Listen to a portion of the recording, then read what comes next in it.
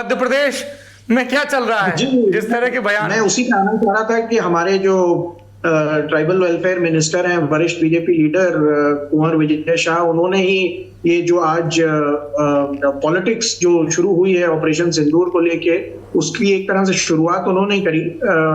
दूसरी जगहों से भी देश में अब ये बातें सुनने को मिल रही हैं, लेकिन मुख्य क्वेश्चन ये है कि इतना सब कुछ कह देने के बाद, और उन्होंने जो बोला वो ये कि उन्होंने बताया कि प्रधानमंत्री जी ऐसा कर रहे थे, ये उनकी मंशा थी, उसके बावजूद उनके ऊपर कार्यवाही नहीं होती है। तो मेरे एक पॉइंट जो मैं लाना चाह रहा था कि ऐसा क्या है कुंवर विजय शाह में कि भारतीय जनता पार्टी उनके ऊपर एक्शन नहीं ले पाती है।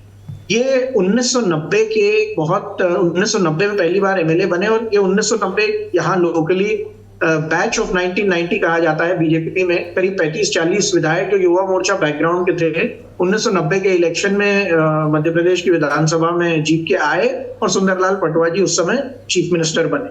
अब इसमें तमाम शिवराज सिंह जी भी हैं, रमन सिंह जी भी हैं, कैलाश विजयवर्गीय जी भी हैं, आज आगे चल के विष्णुदेव साय जो कि छत्तीसगढ़ के मुख्यमंत्री हैं वो भी हैं। ये उस जमाने के एमएलए हैं, और इनने अपने आप को एक ट्राइबल लीडर के रूप में पोजीशन कर दिया है, जिसकी वजह से 2013 में अगर आपको ध्यान हो, जब उन्होंने तत्कालीन मुख्यमंत्री शिवराज सिंह चौहान जी की पत्नी का नाम लेके मतलब इशारा करते हुए उस तरफ कुछ बात कही थी, उसके बावजूद उनको रिजाइन कराया गया और 3 महीने के अंदर अंदर वो वापस आ गए।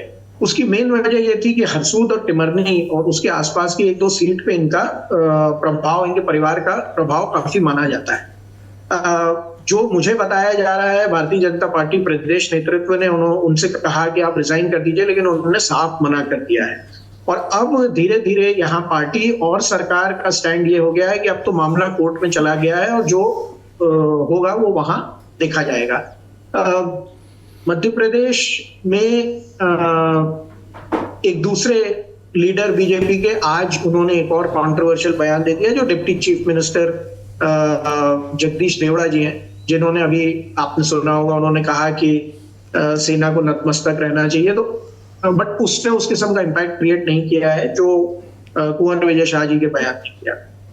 जैसे जैसे समय बढ़ रहा है, मुझे लग रहा है कि विजय शाह जी की पोजीशन स्ट्रेंथन होती जा रही है, और उनके ऊपर कार्रवाई करना आगे चल के हो सकती है, लेकिन अगर रैशनली से सोचा जाए तो ये कम होती जा रही है उसकी प्रोबेबिलिटी।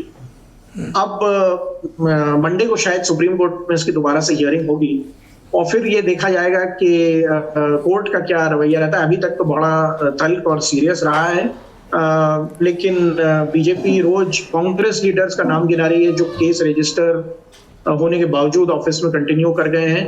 तो विजय शाह जी जो इस मामले में, मतलब खासकर महिलाओं पे टिप्पणी करने के मामले में एक तरह से एक हैबिचुअल ऑफेंडर रहे हैं, ये इनकी पोजीशन 2 दिन पहले से जरा स्ट्रॉन्गर नजर आया। Thank you.